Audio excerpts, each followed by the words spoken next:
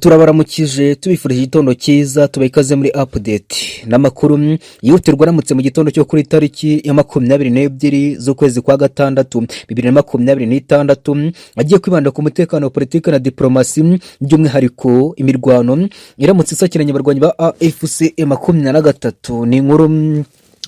zikomeye cyane tujya kwifasha mu bitangazamakuru byandikira ku butaka bwa Kongo, imboni zacu ziri ku butaka bwa Kongo ndetse n'ibiri gutangazwa na AFC M23. Turabagezaho ibyo bikorwa bikomeye by'uko AFC M23 n'abarwanyi ba MRDP twirwa no AFC M23 babyutse baga bitero bikomeye kuri coalition ya FARDC ndetse kugeza ubu bamaze gutangiza urugamba rukomeye bagiye gura power zero ikongera kwigarurwa n'abarwanyi ba MRDP twirwaneho AFC M23 kugeza ubu.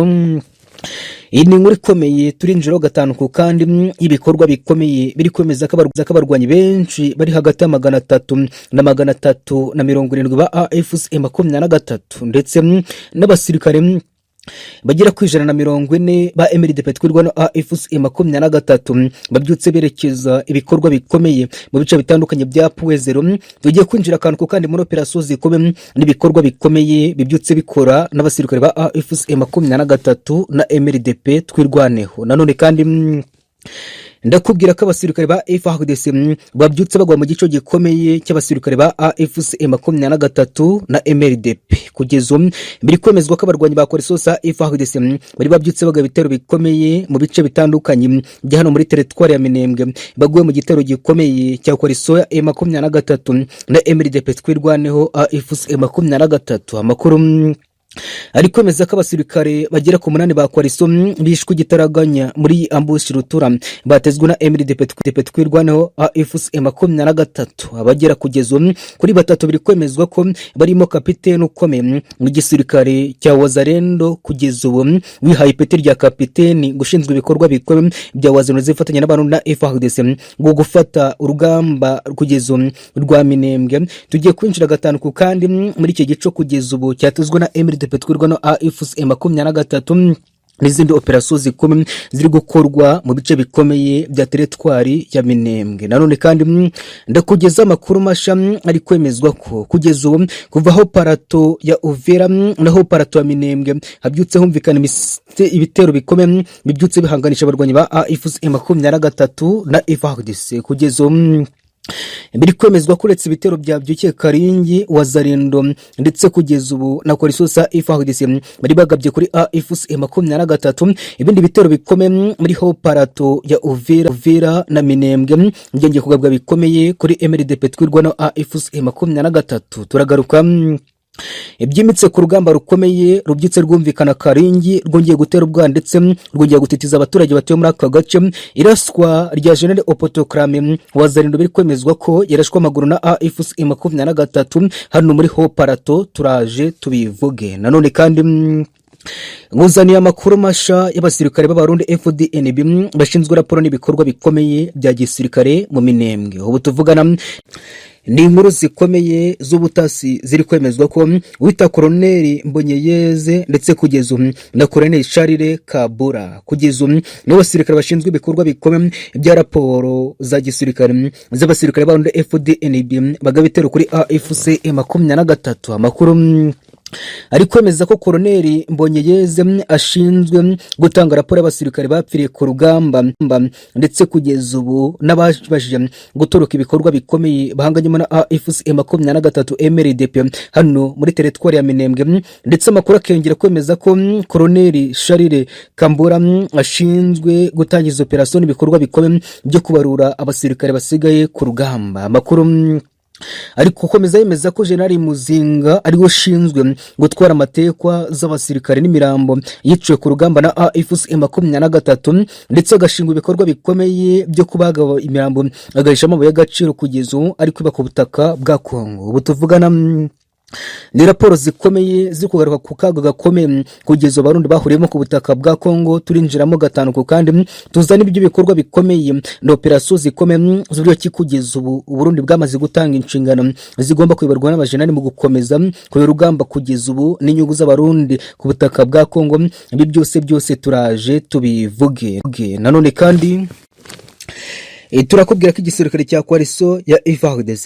cyongeye gutegura ibikorwa bikomeye na diplomatura y'abasirikare basha bagiye kuzanwa muri teritwari ya Uvira. Amakuru ari kwemeza ko Uvira igiye kwifashishwa na FARDC mu gutangiza ibitero bikomeye biri simultane mu bice bikomeye bigenzurwa na AFC M23. N'amakuru ari kwemeza ko abasirikare bo mutwe udasanzwe mu bwoko bwa Hibu Special Force mu gisirikare cya FARDC ndetse kugeza ubu n'abasirikare bazwi nka Cranti Voleri mu gisirikare cya FDLR ba Special ndetse n'abacancuro bakomeye bagiye kuza muri Uvira mu gutangiza ibitero bikomeye bya drone muri Sud Kivu kuri AFC M23. Ese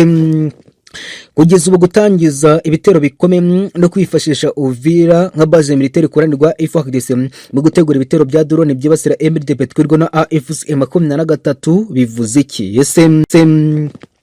igisirikare cya AFC M23 biri kwemezwa ko cyamaze kumenya imigambi n'ibikorwa bikomeye bya Kinshasa bari gutegura birimo ibitero bigabwa kuri umutwe wa AFC M23. Kiri gutekereza iki mu kunetereza ibitero bikomeye bitegurwa na FARDC? Ibi byose ni ibikorwa bikomeye by'amakuru acukumbuye twamaze kubategura ku mutekano, politika na diplomasi. Ikaze inshuti z'akadasohoka turongera turabatumiye muze. Niba uri mushya turakwibutsa kureba hasi gato iyi video ukore ku ijambo subscribe ukore no kunzogera maze ujye ukomeza kubona 5 kuri 5 muri izi nkuru zikomeye. Tuguhaye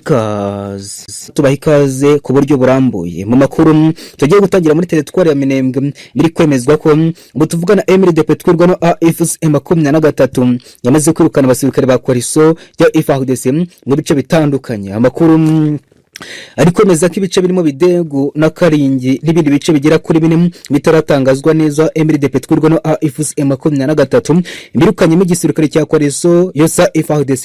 by'umwihariko abarundi bari batangije ibitero bikomeye byo kwigarurira ibi bice. N'amakuru yongeye kwemezwa n'abaturage batuye muri aka gace bongeye kugaragara babyina insinzi mu gisirimba cyishimira bavuga ko bishimiye ko barindwa na AFC ndetse kugeza na MDP twirwaneho yamaze kubohoza ibice bikomeye ndetse kugeza ikomeje guhashya igisirikare cya Congo FARDC. Mu mavideo n'amashusho twakirengeye kugaragaza abavugizi ba MDP twirwa no AFC M23 batanga ubutumwa bukomeye ku baturage batuye muri iki gice basabwa kugaruka mu byabo ndetse kugeza no gutuza kuko kugeza ubu MDP twirwa no AFC M23 bamaze gutsinda ibitero byose bya FARDC. Ubu tuvugana ibaye mu gihe biri kwemezwa ko mu bice bikomeye bya teritwari ya Minembwe Coalition ya FARDC ikomeje gutegura ibitero bikomeye no kugaba ibitero kuri MDP twirwa no AFC M23 byo gufata aka gace. Amakuru ari kwemeza ko muri raporo za gisirikare za Coalition ya FARDC bari gutegura ibitero bigari byo gufata Minembwe kugeza ubu ifatwa nk'igice cy'ingenzi ndetse n'amarembo ya Sud Kivu yafasha Coalition ya FARDC kwigarura ibice bikomeye byo muri Sud Kivu no kwirukanamo MDP twirwaneho na AFC M23. Ibi biri kuba mu gihe kugeza ubu amakuru twakiriye ibujumbura kongeye guterana inama yahuje eta major gisirikare cya Congo FARDC abashinzwe ibikorwa bya gisirikare mu basirikare kugeza barwana n'abacancuru kuranirwa FARDC mu nabo bahanganyuma AFC M23 abarwanya ba FDLR. Biri kwemezwa ko ari inama iri kwiga ku buryo ki nama yiri masha agomba kwifashishwa na FARDC mu gutangiza urugamba rwo gufata ibice bikomeye muri Sud Kivu. Amakuru ari kwemeza ko kwemezwa kongera ibikoresho abasirikare ba Coalition ya FARDC bari ku butaka bwa Repubulika ya Demokarasi ya Kongo muri Sud Kivu ndetse kugeza ubu n'Uburundi bwongeye gusabwa kongera ingabo muri Sud Kivu by'umwihariko izerekezwa muri teritwari ya Minembwe mu gutangiza ibitero bikomeye byo kubohoza aka gace. Amakuru